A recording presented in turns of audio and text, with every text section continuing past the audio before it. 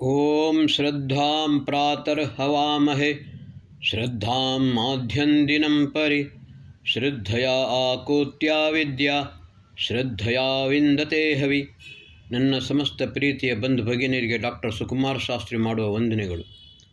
ಬಂಧುಗಳೇ, ಮಹರ್ಷಿ ದಯಾನಂದ ಸರಸ್ವತಿಯವರು ದಯೆ ಮತ್ತು ಆನಂದದ ಸಾಕಾರ ಮೂರ್ತಿ. ಅವರ ಶಿಷ್ಯರಾದ ಸ್ವಾಮಿ ಶ್ರದ್ಧಾನಂದರು ಶ್ರದ್ಧೆ ಮತ್ತು ಆನಂದದ ಸಾಕಾರ ಮೂರ್ತಿ. ಸ್ವಾಮಿ ಶ್ರದ್ಧಾನಂದರು ತಮ್ಮ ಗುರುಗಳಿಗೆ ಒಂದು ವಚನವನ್ನು ಕೊಟ್ಟಿದ್ದರು. ರಾಷ್ಟ್ರಕ್ಕೋಸ್ಕರ ಮತ್ತು ಧರ್ಮಕ್ಕೋಸ್ಕರ ತನ್ನ ಪ್ರಾಣವನ್ನು ಬೇಕಾದರೂ ಆಹುತಿಯನ್ನು ಕೊಡಲು ನಾನು ಸಿದ್ಧನಿದ್ದೇನೆ ಎಂದು ವಚನವನ್ನು ಕೊಟ್ಟಿದ್ದರು. ಬಂಧುಗಳೇ, ಅವರ ವಚನದ ಪಾಲನೆಯನ್ನು ಕೂಡ ಮಾಡಿದ್ದರು. 1926 ಡಿಸೆಂಬರ್ 23ರಂದು ಅವರ ಕೊಲೆಯಾಯಿತು. ಅವರ ಬಲಿದಾನವಾಯಿತು. ಅವರು ಹುತಾತ್ಮರಾದರು. ಬಂಧುಗಳೇ, ಗುರುಕುಲ್ ಕಾಂಗಡಿಯ ಸಂಸ್ಥಾಪಕ, ಮಹಾನ್ ಕ್ರಾಂತಿಕಾರಕ, ಮಹರ್ಷಿ ದಯಾನಂದರ ಶಿಷ್ಯ, ರಾಷ್ಟ್ರಭಕ್ತ, ಹಿಂದೂ ಧರ್ಮದ ಪುನರುತ್ಥಾಪಕ ಸ್ವಾಮಿ ಶ್ರದ್ಧಾನಂದರು. ಅವರ ಜೀವನದ ಕೆಲವು ಘಟನೆಗಳನ್ನು, ಅದು ನಿಮಗೂ ಎಲ್ಲಿಯೂ ಸಿಗದ ಘಟನೆಗಳನ್ನು ನಾನು ನಿಮ್ಮ ಮುಂದೆ ಇಡುತ್ತೇನೆ. ಬಂಧುಗಳೇ, 1902ರಲ್ಲಿ ಗುರುಕುಲ್ ಕಾಂಗಡಿ ವಿಶ್ವವಿದ್ಯಾಲಯದ ಸ್ಥಾಪನೆಯನ್ನು ಸ್ವಾಮಿ ಶ್ರದ್ಧಾನಂದರು ಮಾಡಿದರು. ಈ ಗುರುಕುಲ ಬಹಳ ಬೇಗ ವಿಖ್ಯಾತವಾಯಿತು. ಕಾರಣ ಏನು ಅಂತ ಹೇಳಿದರೆ, ಸ್ವಾಮಿ ಶ್ರದ್ಧಾನಂದರು ವಿದ್ಯಾರ್ಥಿಗಳಿಗೆ ವೇದಶಾಸ್ತ್ರ ಉಪನಿಷತ್ತುಗಳೊಟ್ಟಿಗೆ ಯಾವುದೇ ವಿಷಯದಲ್ಲಿ ವಿದ್ಯಾರ್ಥಿಗಳು ಹಿಂದುಳಿಯಬಾರದೆಂದು ಪ್ರತಿಯೊಂದು ವಿಷಯದ ಅಧ್ಯಯನದ ವ್ಯವಸ್ಥೆಯನ್ನು ಮಾಡಿದ್ದರು. 24 ಭಾಷೆಗಳಲ್ಲಿ ಪಾಂಡಿತ್ಯವನ್ನು ಹೊಂದಿದ ರಾಹುಲ್ ಸಾಂಕೃತ್ಯಾಯನಂತವರು ಕೂಡ ಅದರಲ್ಲಿ ಆ ಸಮಯದಲ್ಲಿ ಗುರುಕುಲ್ ಕಾಂಗಡಿಯಲ್ಲಿದ್ದರು. ಬಂಧುಗಳೇ, ಈ ವಿದ್ಯಾಲಯ ಬಹಳ ಬೇಗ ವಿಖ್ಯಾತವಾಯಿತು. ಆದರೆ ಒಂದು ವಿಷಯ, ಮಾತ್ಸರ್ಯಕ್ಕೆ ಮದ್ದು ಇಲ್ಲ. ಹಿಂದೂ ಯೂನಿವರ್ಸಿಟಿ, ಮುಸ್ಲಿಂ ಯೂನಿವರ್ಸಿಟಿ ಎಲ್ಲಗಳು ಇದ್ದರೂ ಕೂಡ ಆವಾಗ ಸ್ವಾಮಿ ಶ್ರದ್ಧಾನಂದರ ಸ್ಥಾಪನೆ ಮಾಡಿದ ಗುರುಕುಲ ಕಾಂಗಡಿ ಅದು ಬಹಳ ಬೇಗ ವಿಖ್ಯಾತವಾಯಿತು. ಬಂಧುಗಳೇ, ನಾನು ಮೊದಲೇ ಹೇಳಿದಂತೆ ಮಾತ್ಸರ್ಯಕ್ಕೆ ಮದ್ದಿಲ್ಲ. ಕೆಲವರು ಒಂದು ಅಪಪ್ರಚಾರವನ್ನು ಮಾಡಿದರು. ಗುರುಕುಲ ಕಾಂಗಡಿಯಲ್ಲಿ ಸ್ವಾಮಿ ಶ್ರದ್ಧಾನಂದರು ಬಾಂಬನ್ನು ನಿರ್ಮಾಣ ಮಾಡುತ್ತಿದ್ದಾರೆ ಎಂದು. ಸ್ವಾಮಿ ಶ್ರದ್ಧಾನಂದರು ತಮ್ಮ ಗುರುಕುಲ ಕಾಂಗಡಿಯ ಪ್ರವೇಶ ದ್ವಾರದ ಹೆಸರು ಸಿಂಗದ್ವಾರ ಎಂದು ಇಟ್ಟಿದ್ದರು. ಅದು ಇವತ್ತಿಗೂ ಸಿಂಗದ್ವಾರವೇ. ಸಿಂಗದ್ವಾರವೆಂದೇಳಿದರೆ ಸಿಂಹದ್ವಾರ. ಆ ವಿಶ್ವವಿದ್ಯಾಲಯದಲ್ಲಿ ನಾನು ವೇದದಲ್ಲಿ MA ಕೂಡ ಮಾಡಿದ್ದೇನೆ. ಬಂಧುಗಳೇ, ವೈಸ್ರಾಯ್ ತನಕ ಈ ವಿಷಯ ಮುಟ್ಟಿತು. ಅಲ್ಲಿಂದ ಸರ್ಚ್ ವಾರೆಂಟ್ ಬಂತು. ಹಲವಾರು ಪೊಲೀಸ್ ಪಡೆಯವರು ಗುರುಕುಲ ಕಾಂಗಡಿಯ ಸರ್ಚನ್ನು ಮಾಡಲು ಬಂದರು. ಬಂದ ನಂತರ ಆವಾಗ ಸ್ವಾಮೀಜಿಯವರು ಗುರುಕುಲ ಕಾಂಗಡಿಯಲ್ಲೇ ಇದ್ದರು. ಏನು ಸಮಾಚಾರ, ಯಾತಕ್ಕೋಸ್ಕರ ನೀವು ಇಲ್ಲಿ ಬಂದಿದ್ದೀರಿ ಎಂದು ಕೇಳಿದಾಗ ಅವರು ಹೇಳಿದರು, ನಮಗೆ ಒಂದು ವಿಷಯ ಸಿಕ್ಕಿದೆ, ವಿಷಯ ತಿಳಿದು ಬಂದಿದೆ. ನೀವು ನಿಮ್ಮ ಗುರುಕುಲ ಕಾಂಗಡಿಯಲ್ಲಿ ಬಾಂಬನ್ನು ನಿರ್ಮಾಣ ಮಾಡುತ್ತಿದ್ದೀರಿ ಎಂದು. ವೈಸ್ರಾಯದಿಂದ ನಮಗೆ ಒಂದು ಆದೇಶ ಬಂದಿದೆ. ಅದಕ್ಕೋಸ್ಕರ ಇಲ್ಲಿ ನಾವು ಅದನ್ನು ತಪಾಸಣೆಯನ್ನು ಮಾಡಲು ಹುಡುಕಲು ಬಂದಿದ್ದೇವೆ ಎಂದು ಹೇಳಿದರು. ಕೂಡಲೇ ಸ್ವಾಮಿ ಶ್ರದ್ಧಾನಂದರು ತಮ್ಮ ಮಗನಾದ ಇಂದ್ರನನ್ನು ಕರೆದು, ಇಂದ್ರ, ಎಲ್ಲ ವಿದ್ಯಾರ್ಥಿಗಳನ್ನು ಕರೆದು ಸಿಂಹದ್ವಾರಕ್ಕೆ ಬಾ. ತತ್ಕ್ಷಣ ಸ್ವಾಮಿ ಶ್ರದ್ಧಾನಂದರ ಮಗನಾದ ಇಂದ್ರ ಎಲ್ಲ ವಿದ್ಯಾರ್ಥಿಗಳನ್ನು ಕರೆದುಕೊಂಡು ಸಿಂಹದ್ವಾರದ ಹತ್ತಿರ ಬಂದರು. ಒಳಗೆ ಹೋದ ಪೊಲೀಸ್ ಪಡೆಯವರು ಎಲ್ಲರೂ ಕೂಡ ಅದನ್ನು ತಪಾಸಣೆಯನ್ನು ಹುಡುಕುವ ಕೆಲಸವನ್ನು ಮಾಡುತ್ತಿದ್ದರು. ಸಿಂಹದ್ವಾರದಲ್ಲೇ ಇದ್ದ ಎಲ್ಲ ವಿದ್ಯಾರ್ಥಿಗಳು ಒಂದು ಉತ್ತಮವಾದ ಒಂದು ಗೀತೆಯನ್ನು ಹಾಡುತ್ತಿದ್ದರು. ಜನನಿ ಜನ್ಮ ಭೂಮಿ ಸ್ವರ್ಗ ಸೇ ಮಹಾನ್ ಹೈ, इसके कण कण में लिखा राम कृष्ण नाम है, हुतात्माओं के रुधिर से भूमि सस्य श्याम है, धर्म का यह धाम है, सदा इसे प्रणाम है, स्वतंत्र है धरा यहाँ स्वतंत्र ಆಸಮಾನ है। ಇದೊಂದು ಅತ್ಯಂತ ಪ್ರೇರಣಾದಾಯಕ ಮತ್ತು ದೇಶಭಕ್ತಿಯನ್ನು ಜಾಗೃತ ಮಾಡುವಂಥ ಗೀತೆಯಾಗಿತ್ತು. ನನ್ನ ಪ್ರೊಫೆಸರ್ ಬಾಯಿಂದ ಈಗ ಮಾತನ್ನು ಕೇಳಿದ್ದೆ, ಆದರೆ ಪೂರ್ಣ ಗೀತೆ ನನಗೀಗ ನೆನಪಿಲ್ಲ. ಬಂಧುಗಳೇ, ಒಳಗಿನಿಗಿದ್ದ ಪೊಲೀಸ್ ಪಡೆಯವರು ಎಲ್ಲ ರೀತಿಯ ತಪಾಸಣೆಯನ್ನು ಸರ್ಚನ್ನು ಮಾಡಿಕೊಂಡು ಹೊರಗೆ ಬಂದರು. ಹೊರಗೆ ಬಂದಾಗ ಸ್ವಾಮಿ ಶ್ರದ್ಧಾನಂದರು ಕೇಳಿದರು, ಕುछ मिला क्या, कोई बॉम्ब तुमको मिला? आवाग ಅವ್ರು ಹೇಳಿದ್ರು, हमको नहीं मिला, तुम झूठ बोलते हो, ज़रा इस तरफ देखो, ये सामने खड़े हैं ये बच्चे, ये हमारे बच्चे, ये हमारे बनाए हुए बॉम्ब हैं। जब एक एक बॉम्ब फटेगा तो ब्रिटिश एम्पायर जल के राख हो जाएगा।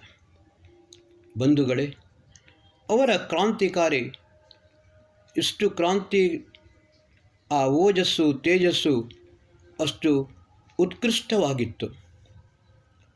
ಬಂಧುಗಳೇ, 1919ರಿಂದ 1922 ತನಕ ಅವರು ಕಾಂಗ್ರೆಸ್ಸಿನಲ್ಲಿದ್ದರು. ಒಮ್ಮೆ ಕಾಂಗ್ರೆಸ್ಸಿನ ಅಧ್ಯಕ್ಷರು ಕೂಡ ಆಗಿದ್ದರು. ಅವರ ರಾಷ್ಟ್ರಭಕ್ತಿಯ ವಿಷಯದ ಬಗ್ಗೆ ಮೊಹಮ್ಮದ್ ಅಲಿ ಜಿನ್ನಾರಿಗೆ ಗೊತ್ತಿರಲಿಲ್ಲ. ಮೊಹಮ್ಮದ್ ಅಲಿ ಜಿನ್ನಾ ಹೇಳಿದರು, स्वामीजी 7 करोड़ हरिजन हैं, 3 करोड़ लोगों को आप आर्य समाज में ले लीजिए और 4 करोड़ लोगों को हमें दे दीजिए, हम उनको मुसलमान बना देंगे। आवाग स्वामी श्रद्धानंदरू ಒಂದು ಮಾತನ್ನು ಹೇಳಿದರು, जिन्ना साहब, जितने भी आपके मौलवी मुल्ला हैं और आपके साथ आपके सहित जितने भी नेता लोग हैं, सब अपने दोनों टांगें काट करके हमें दे दें और 7 करोड़ लोगों को ले जाएं। बंधुगढ़े, जिन्नानिगे आश्चर्यवाಯಿತು, ये स्वामी जी आप ये क्या बोल रहे हैं? मैं सही बोल रहा हूँ। ब्राह्मणस्य मुखमासीत् बाहु राजन्यकृता उरु तदस्य द्वश्वद्भ्याम शूद्र अजायता, ये वेद कहता है। हमारा मुख ब्राह्मण है, भुजाएं क्षत्रिय हैं, उदर भाग ये वैश्य है और पाँव शूद्र है। अगर पाँव में कांटा भी चुभता है तो आँखों से आंसू निकलती हैं, पाँव में चोट लगता है और मुंह से माँ कह करके आवाज़ आती है। इतनी बात को तुम नहीं समझते हो क्या? क्या देने के लिए तैयार हो? जिन्ना और ಬಾಯಿ ಅಲ್ಲಿಗೆ ಬಂದಾಯಿತು. ಯಾವ ಶಬ್ದವೂ ಹೊರಡಲಿಲ್ಲ. ಬಂಧುಗಳೇ, 1919ರಲ್ಲಿಯೇ ದಿಲ್ಲಿಯಲ್ಲಿ ರೌಲಟ್ ಆ್ಯಕ್ಟ್ನ ವಿರುದ್ಧ ಒಂದು ಬೃಹತ್ ಪ್ರದರ್ಶನವಾಯಿತು. ಅದರ ನೇತೃತ್ವವನ್ನು ಸ್ವಾಮಿ ಶ್ರದ್ಧಾನಂದರೇ ಮಾಡಿದ್ದರು. ಆವಾಗ ಈ ವಿಶಾಲ ಈ ಪ್ರದರ್ಶನದ ಈ ರ್ಯಾಲಿಯನ್ನು ನೇತೃತ್ವವನ್ನು ಸ್ವಾಮಿ ಶ್ರದ್ಧಾನಂದರು ಮಾಡುತ್ತಾ ಚಾಂದಿನಿ ಚೌಕದ ಹತ್ತಿರ ಬಂದರು. ಆವಾಗ ಬ್ರಿಟಿಷರ ಪಡೆ, ಪೊಲೀಸ್ ಪಡೆ ಅಲ್ಲಿ ಬಂದು ಎಲ್ಲರನ್ನೂ ಕೂಡ ಹೋಗುವಂತೆ ಹೇಳಿದರು. ನೀವು ಹೋಗದಿದ್ದರೆ ನಿಮಗೆ ಗುಂಡನ್ನು ಹಾರಿಸುತ್ತೇವೆ ಎಂದು. ಆವಾಗ ಸ್ವಾಮಿ ಶ್ರದ್ಧಾನಂದರು ಮೊದಲು ಎದುರು ಹೋಗಿ ನಿಂತರು. श्रद्धानंद कभी कपड़ा नहीं पहनता है, उसकी छातियाँ खुली रहती हैं। अगर तुम्हारे अंदर जरा भी ताकत है, पहले मेरे ऊपर गोलियां चलाओ. ಪೊಲೀಸರಿಗೆ ಸಾಹಸವಾಗಲಿಲ್ಲ, ಹಿಂದಿರುಗಿದರು. ಬಂಧುಗಳೇ, ಸ್ವಾಮಿ ಶ್ರದ್ಧಾನಂದರು ಅಲ್ಲಿ ಆ ಸಮಯದಲ್ಲಿ ಆರ್ಯ ಸಮಾಜದ ನೇತೃತ್ವವನ್ನು ಕೂಡ ವಹಿಸಿದ್ದರು. ಗುರುಗಳಿಗೆ ಕೊಟ್ಟ ವಚನದಂತೆ ಧರ್ಮದ ಪುನರುತ್ಥಾಪನೆಯನ್ನು ಮಾಡುವುದಕ್ಕೋಸ್ಕರ ಶುದ್ಧಿ ಆಂದೋಲನವನ್ನು ಪ್ರಬಲವನ್ನಾಗಿ ಮಾಡಿದ್ದರು. ಬಂಧುಗಳೇ, ಗಾಂಧಿಯ ತುಷ್ಟೀಕರಣ ನೀತಿ ಅವರಿಗೆ ಬಹಳ ಒಂದು ಎದೆಗೆ ಚುಚ್ಚುವಂತೆ ಆಗುತ್ತಿತ್ತು. ಅವರು ಒಮ್ಮೆ ಮದನ್ ಮೋಹನ ಮಾಲವೀಯರನ್ನು ಗುರುಕುಲ ಕಾಂಗಡಿಗೆ ಕರೆಸಿದರು. ಅವರಿಂದ ಪ್ರವಚನವನ್ನು ಮಾಡಿಸಿದರು. ಆವಾಗ ಪ್ರವಚನ ಮುಗಿದ ನಂತರ ಮದನ್ ಮೋಹನ ಮಾಲವೀಯರು ಸ್ವಾಮೀಜಿಯವರ ಹತ್ರ ಒಂದು ಮಾತನ್ನು ಹೇಳಿದರು. ಸ್ವಾಮೀಜಿ, यदि आप चाहें ಹಿಂದೂ ಮುಸ್ಲಿಂ ಮೇ ಐಕ್ಯತಾ ಹೋ ಸಕ್ತಿ ಹೈ. ಅದರ ಕಾರಣ ಏನು ಅಂತ ಹೇಳಿದರೆ 1919ರಲ್ಲಿ ಒಂದು ಘಟನೆ ಆಗಿತ್ತು. ದಿಲ್ಲಿಯ ಜಾಮಾ ಮಸೀದಿಯಲ್ಲಿ ಸ್ವಾಮಿ ಶ್ರದ್ಧಾನಂದರು ವೇದ ಮಂತ್ರಗಳನ್ನು ಹೇಳುತ್ತಾ ಬೃಹತ್ ಜನಸ್ತೋಮದಲ್ಲಿ ಭಾಷಣವನ್ನು ಮಾಡಿದ್ದರು. ಮದನ್ ಮೋಹನ ಮಾಲವೀಯರ ವಿಚಾರದಲ್ಲಿ ಸ್ವಾಮಿ ಶ್ರದ್ಧಾನಂದರು ಸ್ವಲ್ಪವಾದರೂ ಪ್ರಯತ್ನ ಮಾಡಿದರೆ ಹಿಂದೂ ಮುಸಲ್ಮಾನರಲ್ಲಿ ಒಂದು ಐಕ್ಯತೆವಾಗಲು ಸಾಧ್ಯವಿದೆ ಎಂದು ಇದೇ ಮಾತನ್ನು ಮದನ್ ಮೋಹನ ಮಾಲವೀಯರು ಸ್ವಾಮಿ ಶ್ರದ್ಧಾನಂದರ ಹತ್ರ ಹೇಳಿದರು.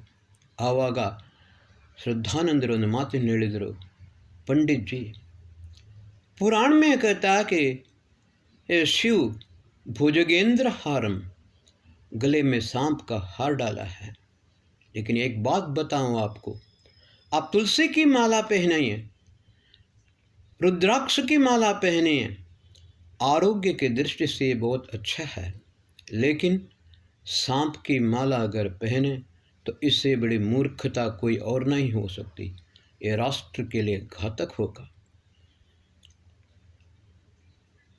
लेकिन एक बात पंडित जी आपको बताता हूँ मैं, जिस उद्देश्य से आपने हिंदू यूनिवर्सिटी की स्थापना की है, उस यूनिवर्सिटी का लक्ष्य, किस लक्ष्य से आपने स्थापना की है, उसको कभी भी मत भूलना. ಸ್ವಾಮೀಜಿಯವರು ಶುದ್ಧಿ ಆಂದೋಲನವನ್ನು ಪ್ರಬಲಗೊಳಿಸಿದರು. ಬಂಧುಗಳೇ, ಸಾಧಾರಣ 1923ರಲ್ಲಿ ಸ್ವಾಮಿ ಶ್ರದ್ಧಾನಂದರು ಶುದ್ಧಿ ಆಂದೋಲನದ ನೇತೃತ್ವವನ್ನು ವಹಿಸಿದರು. ಅವರು 1,63,000 ಮಲ್ಖಾನಾ ರಾಜಪೂತ್, ಮಾಲೆ, ಜಾಟ್ ಮತ್ತು ಕಂಗೇರಿಯ ಸಮುದಾಯದವರನ್ನು, ಮುಸ್ಲಿಂ ಆದವರನ್ನು ಪುನಃ ಹಿಂದೂ ಧರ್ಮಕ್ಕೆ ಮರಳುವಂತೆ ಮಾಡಿದರು. 1924ರಲ್ಲಿ ಅವರು ಮಂಗಳೂರಿಗೆ ಬಂದಾಗ ಮಂಗಳೂರು ಮತ್ತು ಬೆಂಗಳೂರಿನಲ್ಲಿ ಆರ್ಯ ಸಮಾಜದ ಸ್ಥಾಪನೆಯನ್ನು ಕೂಡ ಮಾಡಿದರು. ಕೇರಳಕ್ಕೆ ಹೋಗಿ ಅವರು ಅಲ್ಲಿ ಕೂಡ ಆರ್ಯ ಸಮಾಜದ ಸ್ಥಾಪನೆಯನ್ನು ಮಾಡಿದರು. ಆವಾಗ ಅವರು ಆರ್ಯ ಸಮಾಜದ ಕೆಲಸವನ್ನು ಆರಂಭ ಮಾಡಿದ್ದು, ಅದರ ನಂತರ ಅದು ಬಹಳ ಪ್ರಬಲವಾಯಿತು. ಅಲ್ಲಿಯ ಒಬ್ಬ ವಿದ್ವಾಂಸರು ಮಹರ್ಷಿ ದಯಾನಂದ ಸರಸ್ವತಿಯವರ ಎಲ್ಲ ಗ್ರಂಥಗಳ ಅನುವಾದವನ್ನು ಮಾಡಿದರು. MDH ನಿಮಗೆ ಗೊತ್ತಿರದೆ ಮಹಾಶಯಾದಿ ಹಟ್ಟಿ ಮಸಾಲೆಗಳನ್ನು ತಯಾರು ಮಾಡುತ್ತದೆ. ಅವರು ಆರ್ಯ ಸಮಾಜದ ಪ್ರಚಾರಕ್ಕೋಸ್ಕರ 2 ಕೋಟಿ ರೂಪಾಯಿಯನ್ನು ಕೊಟ್ಟರು ಕೇರಳಕ್ಕೆ. ಬಂಧುಗಳೇ, ಸ್ವಾಮಿ ಶ್ರದ್ಧಾನಂದರು ಒಂದು ಆದರ್ಶ ವ್ಯಕ್ತಿ, ರಾಷ್ಟ್ರಪ್ರೇಮಿ, ಮಹಾನ್ ಕ್ರಾಂತಿಕಾರಿ. ಈಗ ಬಾಲ್ಯಕಾಲದ ವಿಷಯದಲ್ಲಿ ಅವರಿಗೆ ಹೇಳುತ್ತೇನೆ ನಿಮಗೆ. ಬಾಲ್ಯದಲ್ಲಿ ಅವರ ತಂದೆ ನಾನಕ್ ಚಂದ್ ಅವರು ಈಸ್ಟ್ ಇಂಡಿಯಾ ಕಂಪನಿಯಲ್ಲಿ ಪೊಲೀಸ್ ಅಧಿಕಾರಿಯಾಗಿದ್ದರು. ಆಗಾಗ ವರ್ಗಾವಣೆಯಾಗುತ್ತಿತ್ತು. ಇದರಿಂದ ಅವರ ವಿದ್ಯಾಭ್ಯಾಸ ಸರಿಯಾಗಿ ಆಗುತ್ತಿರಲಿಲ್ಲ. ಆದರೆ ಅವರು ಬಹಳ ಪ್ರತಿಭಾಸಂಪನ್ನರಾಗಿದ್ದರು ಮತ್ತು ಅವರ ಸ್ಮರಣ ಶಕ್ತಿ ಬಹಳ ಉತ್ತಮವಾಗಿತ್ತು. ಒಂದು ಸಲ ಕೇಳಿದೊಡನೆ ಶಾಲೆಯಲ್ಲಿ ಕಲಿತ ವಿದ್ಯೆ ಅವರಿಗೆ ಸಾಕಾಗುತ್ತಿತ್ತು. ಇದೇ ರೀತಿ ಅವರು ಮುಂದುವರೆದು ಜಾಲಂಧರ್ನಲ್ಲಿ ವಕಾಲತ್ತನ್ನು ಕೂಡ ಆರಂಭಿಸಿದರು. ವಕೀಲರು ಕೂಡ ಆದರು. ಬಂಧುಗಳೇ, ಆದರೆ ಅಲ್ಲಿ ಅವರು ದುಶ್ಚಟಕ್ಕೆ ಮತ್ತು ದುರ್ವ್ಯಸನಕ್ಕೆ ಬಲಿಯಾದರು. ಇದರಿಂದ ನಾನಕ್ ಚಂದರಿಗೆ ಚಿಂತೆಯುಂಟಾಯಿತು. ತನ್ನ ಮಗನನ್ನು ಸರಿಯಾದ ದಾರಿಗೆ ತರಬೇಕೆಂದು ಹೇಳಿಕೊಂಡು ಅವರು ಮಹರ್ಷಿ ದಯಾನಂದ ಸರಸ್ವತಿಯವರ ಭಾಷಣವನ್ನು ಕೇಳಲು ಮಗನನ್ನು ಕರೆದುಕೊಂಡು ಹೋದರು. ಮಹರ್ಷಿ ದಯಾನಂದರ ವ್ಯಕ್ತಿತ್ವ ಅದೊಂದು ವಿಚಿತ್ರವಾದ ವಿಲಕ್ಷಣವಾದ ವ್ಯಕ್ತಿತ್ವ, ಒಂದು ಚುಂಬಕೀಯ ಆಕರ್ಷಣ, ಒಂದು ಮ್ಯಾಗ್ನೆಟಿಕ್ ಪವರ್ ಮಹರ್ಷಿ ದಯಾನಂದರಲ್ಲಿತ್ತು. ಮಹರ್ಷಿ ದಯಾನಂದರ ಭಾಷಣ ಇಂತಹವರನ್ನು ಕೂಡ ಅವರ ಹೃದಯ ಪರಿವರ್ತನೆ ಮಾಡುವಂಥದ್ದಾಗಿತ್ತು. ಒಂದು ಬಾರಿ ಸ್ವಾಮಿ ಶ್ರದ್ಧಾನಂದರು, ಅದರ ಮೊದಲು ಅವರ ಹೆಸರು ಮುನ್ಷಿರಾಮ್ ಅಂತ ಇತ್ತು, ಮುನ್ಷಿರಾಮ್ ಒಂದು ಬಾರಿ ಮಹರ್ಷಿ ದಯಾನಂದರ ಭಾಷಣವನ್ನು ಕೇಳಿದರು. ಆಮೇಲೆ ಪುನಃ ಪುನಃ ಅವರಾಗಿಯೇ ಹೋದರು. ಮೂರನೆಯ ಬಾರಿ ಹೋದಾಗ ಸ್ವಾಮಿ ದಯಾನಂದರು ಮುನ್ಷಿರಾಮ್ನನ್ನು ಕರೆದರು. ಮುನ್ಷಿರಾಮ್, मुझे वचन दो, तुम राष्ट्र के लिए अपना जीवन प्रदान करोगे, राष्ट्र की रक्षा में अपना प्राण भी ज़रूरत पड़े तो अपने प्राण भी देने के लिए तैयार रहोगे. धर्म की रक्षा तुम्हें करना जरूरी है. और ये जो विद्या है इसका अंधश्रद्धा और ये पाखंड, वेद के विपरीत ज्ञान, ये सब इसका निवारण होना चाहिए, समाप्त होना चाहिए. मुझे वचन दो, ये काम तुम करोगे. ಮಹರ್ಷಿ ದಯಾನಂದರಿಗೆ ಸ್ವಾಮಿ ಶ್ರದ್ಧಾನಂದರು ವಚನವನ್ನಿತ್ತರು. ಬಹಳ ಬೇಗ ಅವರು ವೇದಶಾಸ್ತ್ರಗಳಲ್ಲಿ ಪಾಂಡಿತ್ಯವನ್ನು ಪಡೆದಿದ್ದರು. 1890ರಲ್ಲಿ ಮೊದಲು ಅವರು ಕನ್ಯಾ ವಿದ್ಯಾಲಯವನ್ನು ಆರಂಭಿಸಿದರು. ಅವರ ಮೊದಲು ಅವರ ವಿವಾಹವಾಗಿತ್ತು. ಅವರಿಗೆ 4 ಜನರ ಮಕ್ಕಳು, ಹರಿಶ್ಚಂದ್ರ ಮತ್ತು ಇಂದ್ರ, 2 ಗಂಡು ಮಕ್ಕಳು, 2 ಹೆಣ್ಣು ಮಕ್ಕಳು ಕೂಡ ಇದ್ದರು. ಆ ಹೆಣ್ಣು ಮಕ್ಕಳನ್ನು ಅವರು ಕನ್ಯಾ ವಿದ್ಯಾಲಯದಲ್ಲಿ ಅವರಿಗೆ ವಿದ್ಯಾಭ್ಯಾಸಕ್ಕೋಸ್ಕರ ಇಟ್ಟರು. ಇಂದ್ರನನ್ನು ಮತ್ತು ಹರಿಶ್ಚಂದ್ರನನ್ನು ಅವರು ಗುರುಕುಲ್ ಕಾಂಗಡಿಗೆ ಕರೆದುಕೊಂಡು ಹೋಗಿ 1902ರಲ್ಲಿ ಗುರುಕುಲ್ ಕಾಂಗಡಿಯ ವಿಶ್ವವಿದ್ಯಾಲಯದ ಸ್ಥಾಪನೆಯನ್ನು ಮಾಡಿದರು. ಬಂಧುಗಳೇ, ಪತ್ರಿಕೆಯನ್ನು ಕೂಡ ಆರಂಭಿಸಿದರು. ಆಮೇಲೆ ಅವರ ಪತ್ರಿಕೆ ಹಿಂದಿಯಲ್ಲಿ ಅರ್ಜುನ ಮತ್ತು ಉರ್ದುವಿನಲ್ಲಿ ತೇಜ, 2 ಪತ್ರಿಕೆಯನ್ನು ಅವರು ಆರಂಭಿಸಿದರು. ಬಂಧುಗಳೇ, ಅವರು ಹಿಂದೂ ಸಾಲಿಡ್ಯಾರಿಟಿ ಪುಸ್ತಕವನ್ನು ಬರೆದರು. ಸನ್ಮಾರ್ಗಕ್ಕೆ ಪಥಿಕ್, ಕಲ್ಯಾಣ ಮಾರ್ಗಕ್ಕೆ ಪಥಿಕ್, ಹಿಂದೂ ಸಾಲಿಡ್ಯಾರಿಟಿ, ಸೇವಿಯರ್ ಆಫ್ ಡಾಯಿಂಗ್ ರೇಸ್, ಈ ಪುಸ್ತಕಗಳನ್ನು ಬರೆದರು. ಬಂಧುಗಳೇ, ಅವರು ಸಂಸ್ಕೃತಿ, ಸಂಸ್ಕಾರ, ಶಿಕ್ಷಣ, ರಾಷ್ಟ್ರಕ್ಕೋಸ್ಕರ ಮತ್ತು ಹಿಂದೂ ಧರ್ಮದ ಪುನರುದ್ಧಾರಕ್ಕೋಸ್ಕರ ತಮ್ಮ ಜೀವನವನ್ನೇ ಅರ್ಪಿಸಿದರು. ನಾವು ಅವರ ಜೀವನದಿಂದ ಒಂದು ಪ್ರೇರಣೆಯನ್ನು ತೆಗೆದುಕೊಳ್ಳಬೇಕು. ಈ 150 ವರ್ಷಗಳಾಗಿವೆ ಆರ್ಯ ಸಮಾಜಕ್ಕೆ, 100 ವರ್ಷಗಳಾಗಿವೆ ರಾಷ್ಟ್ರೀಯ ಸ್ವಯಂ ಸೇವಕ ಸಂಘಕ್ಕೆ.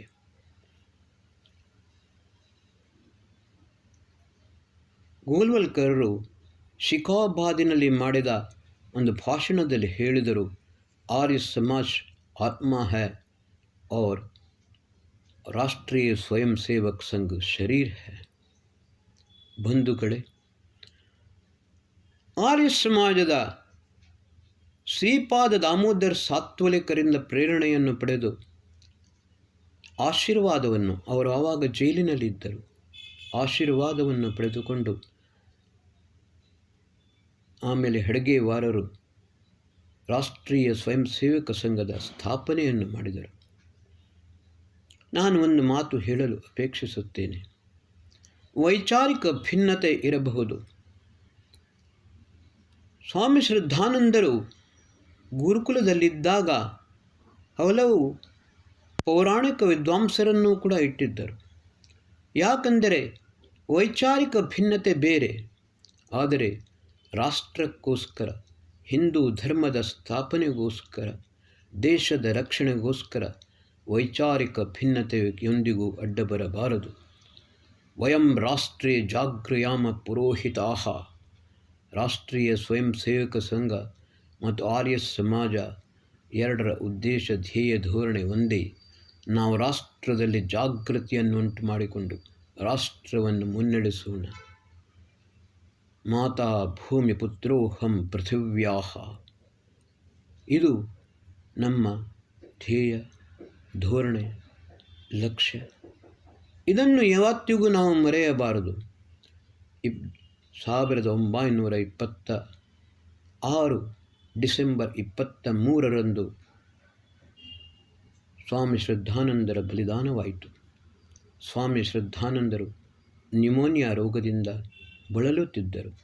ಆವಾಗ ಅಬ್ದುಲ್ ರಶೀದ್ ಎಂಬವ ಒಬ್ಬ ಅವರ ಹತ್ತಿರ ಬಂದುಕೊಂಡು, ಸ್ವಾಮೀಜಿ, मैं आपसे कुछ विषय पर विचार विमर्श करना चाहता हूँ ಅಂತ ಹೇಳಿದ. ಆವಾಗ ಸ್ವಾಮೀಜಿಗಳು ಹೇಳಿದರು, देखो बेटा, अभी ये मेरी तबीयत ठीक नहीं है, 2-4 दिन के बाद आ जाओ, तब जितना चाहे पूछ सकते हो, जितना मैं उतना बोल दूँगा.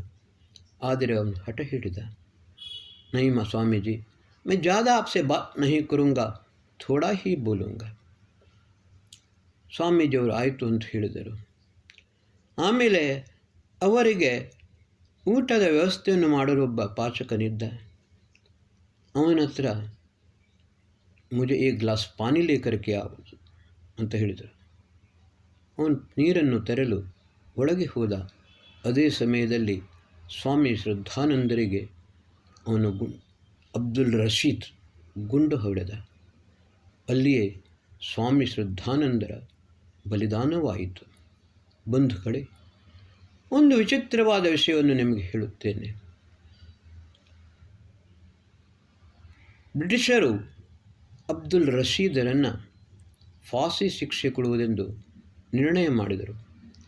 ಆದರೆ ಗಾಂಧಿಯವರು ಒಂದು ಮಾತನ್ನು ಹೇಳಿದರು, अब्दुल रशीद मेरा भाई है और साथ ही वो उसकी उम्र छोटी भी है, इसलिए उसको फांसी नहीं होनी चाहिए, उसको आजन्म कारावास दे दो, आगे जा कर के हम उसको छुड़ाएंगे.